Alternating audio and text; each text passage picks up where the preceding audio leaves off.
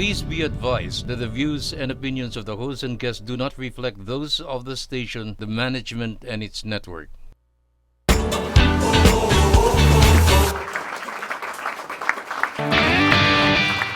Hi guys, welcome back to Millennial TV. Today's hot topic is about vices. Good vices, bad vices, our experience about vices, and why do we have these vices, diba? Yeah. Parang do you think kasi for me personally, I have a vice of shopping.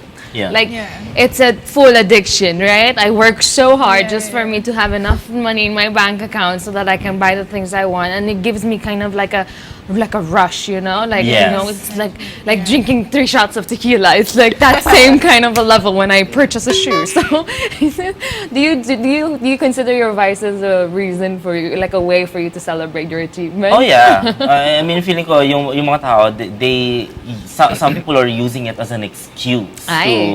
to Excuse. you know, to abuse Yeah. something. But you know, it explains it, but it doesn't excuse it. Yung sinasabi nga nila parang, for example, you keep on doing this, you keep on buying that, you keep on spending money on this, or you keep on, nakikita mo naman, it's affecting your relationships, it's hurting your pocket, and then only you can decide when it has to stop. Only you can Yeah. decide when you should kasi like for example, a lot of people, sinasabi nila na parang, oh, it's bad for you, it's bad for you. Until you decide na, okay, I need to rehab myself, or I need to, Stop myself. cut my Yeah, credit cards because I've been overspending, because I'm a shopaholic. Okay naman, I need, you know what, may nabasa ako before na parang a lot of people, they think na parang drug addiction is the worst. But you know, alcoholism is the worst. Why? Or it's harder to cure because we have access to it because it's legal. You can just go to convenience store and get it, diba? Parang, Yeah.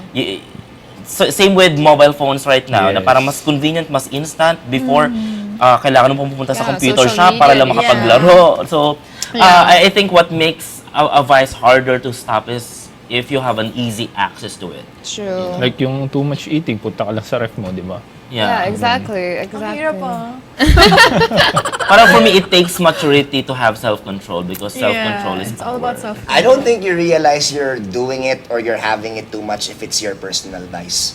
To be Yeah, honest, no, normally it's someone else that calls it out. Yeah, And yeah. even Yeah, if yeah. they call it out, you can't really change that unless it comes from you, like you personally Or you find decide. a substitute for Yeah. whatever But- rush Yeah. or whatever Yeah. security that vice gives you. But I do have a lot of like friends who I'm so proud of that were, you know, when they were young, they started drinking a lot, partying a lot, and they did it for the experience, and then they realized that, you know, their tolerance, or like parang they're not mentally in a state where they can continue doing that, whether they were like, you Yeah. know, having some It's issues. not really sustainable though. Yeah, like for yun example, nga. you're gonna be doing it every week, and then by the I heard or I've read somewhere that in BGC they're very very strict on asking for IDs Yeah. right now, especially sa mga bars, because some Dami minors nalalasing na are bata. sneaking in. For example, as young as 14 years old. Titong Yeah. sino eh. Some Para lang minors talaga, are some sneaking minors in. are sneaking in. Para lang, imagine yung, alam mo yung maggagawa ng Yeah. mga fake IDs, okay naman makakalusot. Para, like kids, you have a long way to go to, you know, destroy your liver, your kidney. So, I suggest, Don't start early. Magpaka-addict kayo ngayon sa kung ano man, like, study end hard, early. okay? Yeah, Para rin nyo na yan. have good Kasi- vices instead Good of bad vices, vices. you know? Ang conservative no show, vice nyo, study hard. But dapat lang. Because, you know, Everything has a feeling ko kasi timing. we have learned from the past. Yeah. You know, like, Yeah. for me, it's wiser to learn from other people's mistakes. And also to You add don't to want to that, regret parang it's never too late. Like if you feel like you have a Yeah. bad vice, if you feel like you have a bad eating habit, if you feel like you have a drinking problem, if you Right. think you're doing some things too much, Wow. Or like watching, working out, grabe naman There's to. nothing that we can do about it. Feeling Yes, ko parang ano, you can decide. You Yeah. can like start talking to yourself. Say, okay, these are the things. This is how it's affecting me. I Yeah. can't get a girlfriend. I can't. Yeah, like, yeah, yeah, I correct, can't get correct. myself out of bed. I'm Yeah. having too many hangovers and things like that. Yes. So, parang you talk to yourself. You analyze what your situation is, and then you decide to do better, whether by completely stopping it or by gradually stopping it. You know, I have so many friends who went sober already. As in Yes. cold turkey, hindi hindi na sila uminom. Pero masaya pa rin sila. They still join us at the parties. They still like, you know, have those experiences. Yun nga lang, natanggal na lang nila yung substance na that was affecting them in a negative way, which is like I a bad think everyone vibes. has a phase of like, you know, having bad habits. But you know, at some point in your life, you gotta stop and reassess your life as well, because it's not going to really like, it's as I've mentioned a while ago, it's not sustainable, and there are some vices that could be really, really beneficial to you. Like some people are workaholic. It's bad to just, you know, kill yourself, you know, trying to do something or being so hungry about success, but it could, you know, having the right balance of like celebrating, you know, work-life balance, sinasabi nga nila, but don't be, overdo anything it. excessive is Yeah. it's going to be very, very harmful to you. So yun. Pero nung teen ka, if you're going to compare it, yung teen ka tapos ngayong age, masasabi mo ba na parang na-lessen na yung mga bisyo mo? Or na-control mo Mas na yung sarili mo? manageable yung mga Sige nga. bisyo ko na yun. Yeah, grabe. yeah. Kasi dati parang wala akong paki sa buhay. Yes. Parang ang sayo-sayo May ko. parang lumala yata sa kanya. Sige, ikaw. Sorry, I have to also interject. Minsan, ang bisyo, nasa income and life stage mo yan. So, Yeah. pag mas malaki yung kinikita mo, Mas di ba? mabisyo. Siyempre, di ba? Yeah. Mas malaki Mas din Yeah. yung bisyo mo, di ba? Especially for shopping and di ba, other luxury items. Pero, kanina you guys have been mentioning no, how it might affect your productivity and, you know, how it might affect your relationships. But what if I told you, in It theory, that I enhances. had a vice that can help with my productivity and that can Yes. help with my relationships? What would you say about that vice? It's a good vibe. That's It's good. Like a, I can't tell you what's bad or wrong. Like you know for yourself if it's bad naman or right. Yeah, yeah. But if it's something that helps you naman, Yeah. I mean for me, I think that's okay. Yeah. I think, but Yeah. you know, as they say, you know, the end does not Yeah. justify the means. If it's something illegal, well, Yeah. Careful na lang. one day, you know, you will probably pay for it. You know, Yeah. it explains it, but it doesn't excuse it. You cannot tell people na parang, but it helps me. I'm Right. more focused right now, but. You know, you are in a country na a lot of stuff are still being regulated. So, Yeah.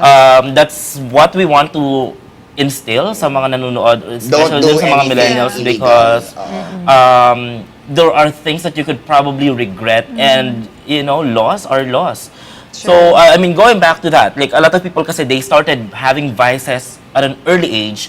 Yung iba naman late. Like ako, late bloomer ako. I started going to bars when I turned 28 because that was the time that I was able to... Yeah, 28. So that was late bloomer, di ba?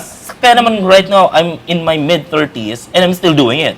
Parang I'm tireless because... parang feeling- na-enjoy mo pala. Oo, Tapos feeling you ko wanted- parang ang daming years na Get. parang hindi ko ginagawa. Parang I was so sinayang- kuripot. yeah, get. Kasi nga I was like the breadwinner. So, Yeah. I didn't have the means, yung sinasabi ni Waki. Na feeling ko, a lot of people naman, the more they get successful in life, they look at it not drinking as to Celebrate. socialize. Yeah. To, not just to Celebrate. celebrate, but you know, to find connections, Yeah. find love probably, True. or find any sort of comfort or Yeah, safe, like ako, safe like, space. di ba, I don't drink a lot. But Yeah. I go to parties just because, you know, Right. I have Exactly. friends. I wanna Yeah, yeah, go yeah. with them and party and fun. True, true. I remember before, nasa call center ako nag-work, I don't smoke cigarettes. So, but I would always go to the Yosihan because the Yeah. chismis is there. Right. For example, who's going to be promoted, sino Who's yung... going to resign? Yes, sino yung magre-resign, sino na yung tatanggalin. Sino naglalandian sa office, Correct, di sino ba? yung Lahat kabit na yan, ganito. nalalaman mo sa smoking So, area. correct, diba? Yung mga Parang ganon. nag-earsdrop to habang nag-ears. Sometimes, kaya nga yung mom ko sabi niya, why do you always go to bars? Like, parang ang dami-dami ng mga alak dito. At saka, ang mura-mura niya. For example, Iba pa rin. in Boracay, di ba, parang, depend kung nasang kang bar, ha? But for example, yung nabibili mo sa convenience store or sa supermarket na 600 pesos, doon yung 1K markup na. niya ng 3,000 pesos, Grabe. 5,000. Grabe yung tubo nila. Pero sabi ko, you don't go there for the drinks. Because Yeah. I can get drunk sa bahay, but you go there for the drama, for the experience, for the flirtation, for the boys. Alam mo, that's another reason why people resort to vices Correct, sometimes, correct. ha? For the They fun. just need a little help, you know? Yeah. In terms of To be more approaching, confident, oo, diba? yeah. Whether that's alcohol or the other things that we can go to jail for. There are people that resort to it, diba? I guess if we're gonna be in the topic of approaching other people, a lot of people get into these illegal vices because there is some anxiety that they are trying to manage. Or trauma. Or yes, there's something that you need to treat. Like sa mga, yun nga, in states abroad where it's legal. legal. Yeah. There are people. Even not just in states, in Southeast Asia. In Thailand, Thailand. right? Thailand. So Yeah. hopefully Yeah, Philippines also eventually kind of Yeah, allow. we should. I think that again, once everything is legal, I believe it can help a lot of Yes, people yes. because Yes. it's helped people get through depression. It's helped people manage their ADHD. Yeah, for the economy as well. Right? Yeah. Yes, the Right? economic code. Oo. There's a wrongful perception of some drugs that are out there, some organic Yeah. drugs, not even the massive one. But I hopefully think one day. when it comes to that, it has to be when it comes to legalizing things. It's not legalizing because you want to like tolerate or something. Yes. It's because to Yeah. regulate. Like for example, in other countries, prostitution is legal because that way they are being protected. They're Yes. getting tested. They are being taxed. The more you helps make in a things lot. illegal and people are finding ways to do it still illegally, Yeah. the more it's becoming harmful to a lot of people. So I think when it Exactly. comes to vices, because there are vices that are beneficial din naman for some Right, people, right. there are vices that are just plainly bad. Yeah. There should be like a balance and more open discussion, and let's stop the stigma. Yes. Kasi sometimes it's deeper than that eh. Sabi nga Yeah. nila, di ba, parang drug addiction is not really something na parang that's the enemy, because sometimes it's really about mental health. Yeah. Drug It's mental health addiction issue. is still bad, no? Kaya nga siyang ginagawang illegal. Kasi yun nga sinasabi, Yeah. i-regulate. Substance abuse. Diba? Yeah. Someone needs to give you like any other medicine, the proper prescription Correct, for you correct. to be able to take it, diba? Parang if we left illegal drugs unregulated and unchecked, Right. who's to say na you're about to consume something that's fake or something that's not clean? Exactly. So yun din naman yung, I guess, point ng government, bakit natin siya ginagawang illegal.